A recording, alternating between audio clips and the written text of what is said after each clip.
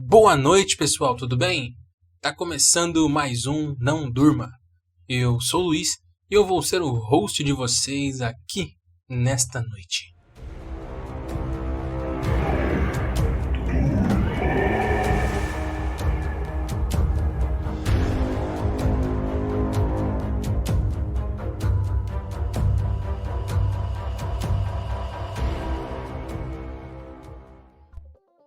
Fala, podcaster!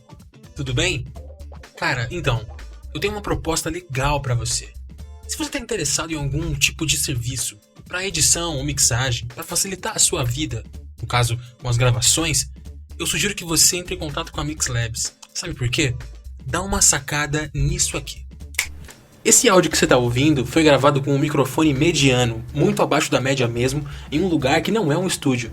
Temos ruídos ao redor, barulhos de cadeira, barulhos de estática, tudo isso feito com uma qualidade mediana, de alguém que não tem uma condição financeira bacana para poder produzir um podcast. Só que com a MixLabs, dá uma sacada. A gente consegue tratar o seu áudio de uma maneira impecável. Claro, temos uma equipe preparada para isso. E, bom, oferecemos preços acessíveis também. E então, se você ficou interessado, dá uma conferida nas nossas redes sociais. Qualquer coisa, manda uma DM pra gente, que a nossa equipe vai te responder com toda certeza.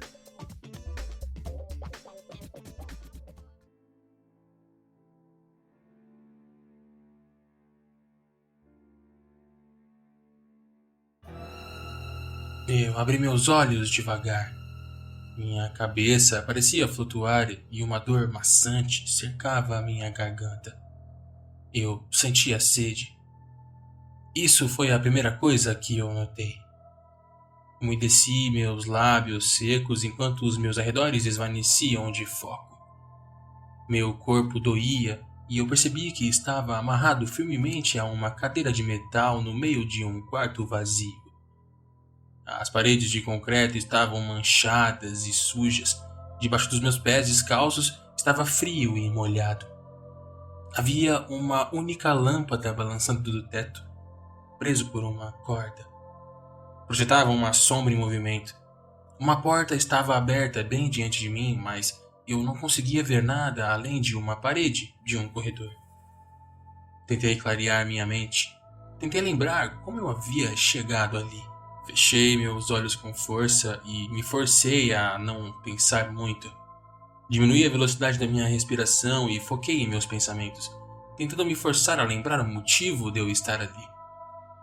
Eu, infelizmente, não conseguia me recordar de nada. Abri meus olhos e soltei o ar, minha garganta latejante e ressecada. Eu podia ouvir sons ecoando pelas paredes de fora do corredor. Gritos, batidas, urros, todos muito distantes, mas isso não ajudou a acalmar os meus nervos. Olá! Eu falei alto, as palavras parecendo romper minhas cordas vocais. Senti meu peito se contrair pela dor, mas pigarreei e tentei gritar de novo. Tem alguém aí? Olá! O corredor escuro continuou silencioso, exceto pelos ecos constantes. Calei a boca e tentei me desvencilhar de minhas amarras, mas a corda estava amarrada de um jeito impossivelmente apertado. Lutei contra minha imaginação que enchia minha mente de cenários horripilantes do que podia estar me esperando. Se eu conseguisse lembrar pelo menos de alguma coisa. De repente, passos surgiram na porta, em um padrão rápido de pés pequenos. Minhas esperanças se renovaram e eu voltei minha atenção para a porta, rezando que fosse ajuda. Um menino correu para dentro da sala, usando um ONS vermelho, dos tipos que se vêem com meias acopladas. Sobre seu rosto estava uma máscara de plástico de diabo. Os buracos dos olhos revelavam duas bolas azuis enormes, olhos que me olhavam com curiosidade. Meio atordoado, abri a boca para falar algo quando notei que havia alguma coisa estranha.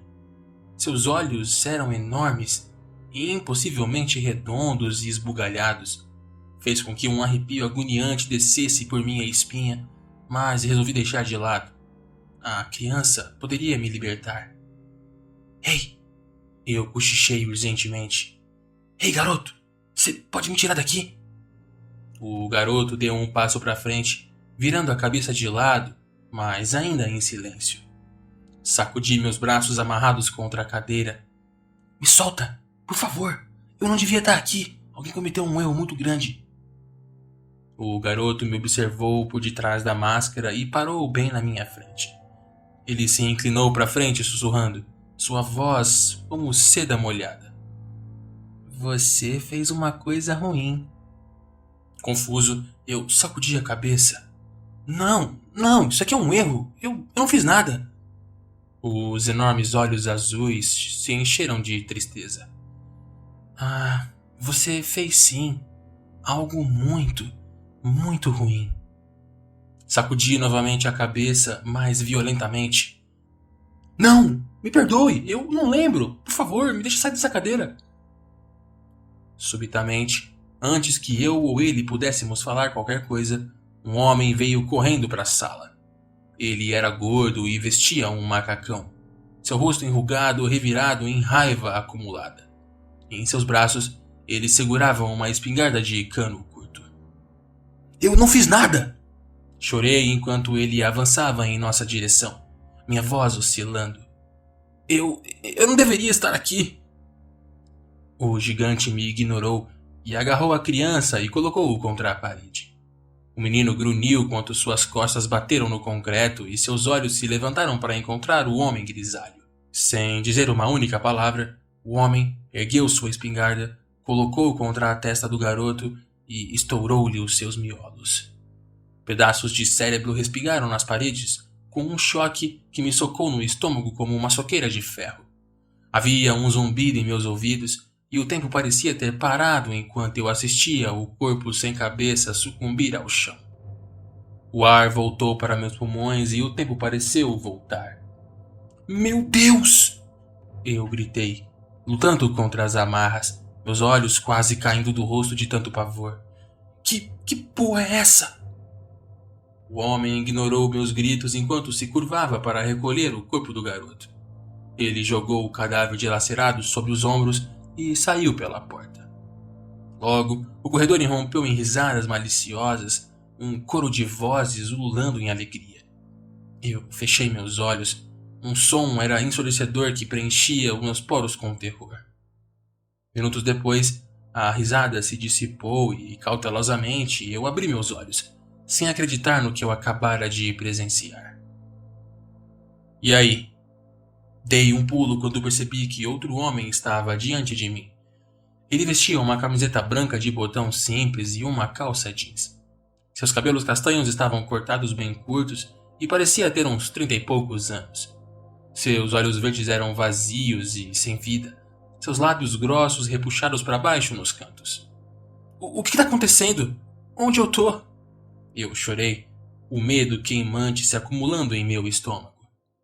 O homem cruzou os braços. Então você é um novato, hã? Ele balançou a cabeça. O seu tipo me enoja. Haviam perguntas na ponta da minha língua, mas ele balançou os braços, mandando eu ficar calado. Ele passou a língua pelos dentes superiores. Parece que você já viu alguns horrores do que se abrigam aqui nesse lugar, né? Dá pra perceber pelo seu olhar. Você tá aterrorizado. Você já viu alguma coisa, né? O passado não parece tão ruim agora, né, seu verme?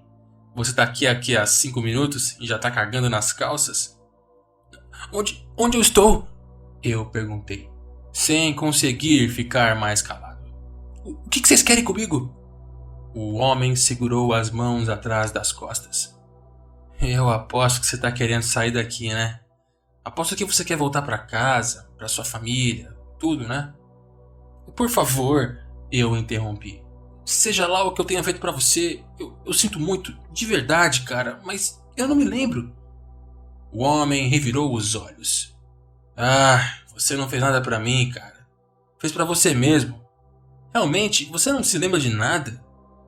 Eu balancei a cabeça negativamente e senti lágrimas nos meus olhos.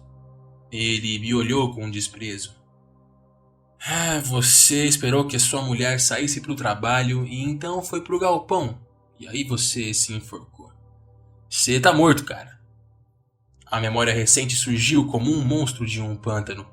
Não importava o quanto eu quisesse negar, ele estava certo. Eu tinha me matado. O fato passou pelo meu cérebro como um trem-bala e me deixou pensativo. Meu nome é Danny, a propósito. Ele falou, ignorando a minha cara chocada. E eu sou o número 2 por aqui. Eu tomo conta do processo de orientação. Quero que seja rápido, porque eu tô de saco cheio de ter que repetir isso aqui pra vocês, seus suicidas patéticos. Você tem direito a uma pergunta antes de eu começar. Ele me olhou de cima para baixo e eu tentei organizar meus pensamentos embaralhados em algo coeso. Era tudo aterrorizante.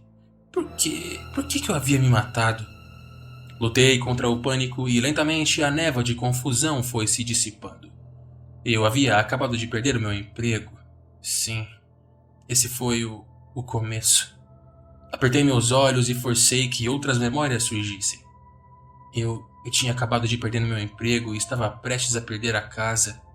Minha esposa, Tess, ela descobriu o que estava acontecendo e ia me deixar.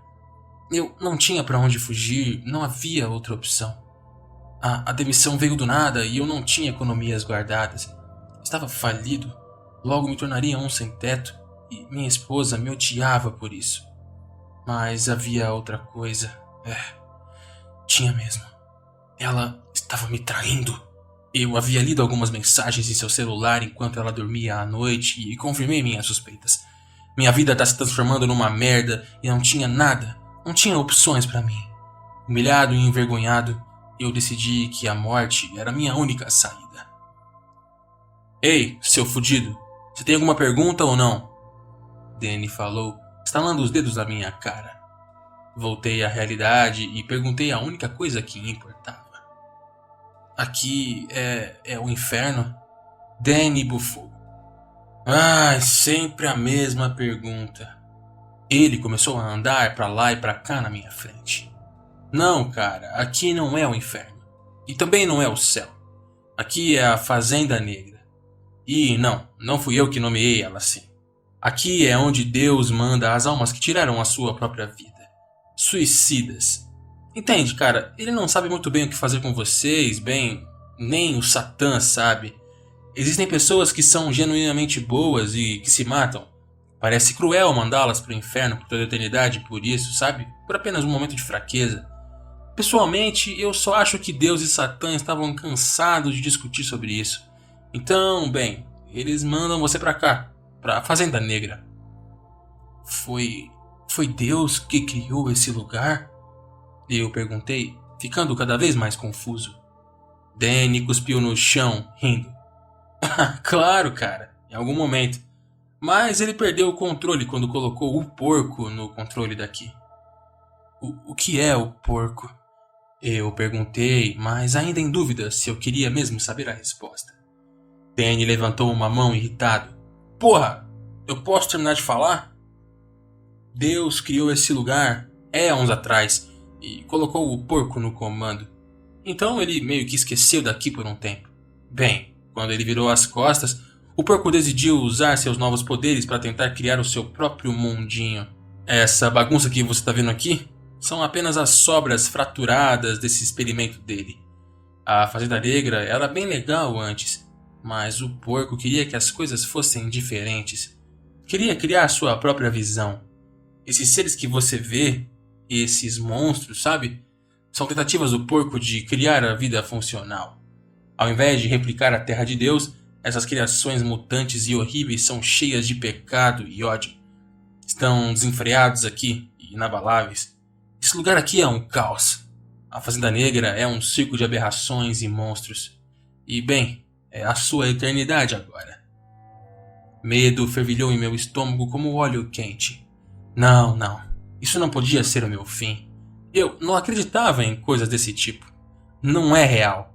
Logo eu acordaria e perceberia que foi apenas um pesadelo. Havia de ser. Danny se pôs sobre a minha frente e me deu tapinhas gentis no rosto. Hey, não entre em histeria ainda, tá? Eu não terminei aqui. Levantei meus olhos marejados para encontrar com os dele. Danny sorriu. Você sempre pode alimentar o porco. Minha respiração parecia queimar meus pulmões. O que você quer dizer com isso? Danny abriu os braços, ainda sorrindo. É simples assim, cara. Alimente o porco. Se você alimentar, há uma chance dele te mandar de volta pra vida. E o que acontece se ele não me mandar? Eu gaguejei.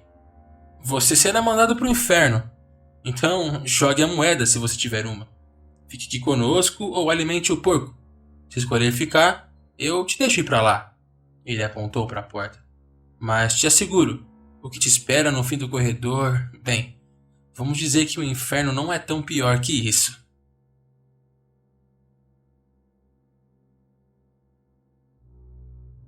Tá gostando das historinhas, né? Bom, esse lugar aí existe, tá bom? Eu já passei por lá. Enfim, a próxima parte vai ser postada aí amanhã pra vocês, beleza? Então se você tá afim de descobrir o que acontece no final, fica com a gente aqui e aguarde até o episódio de amanhã. Tenha uma boa noite.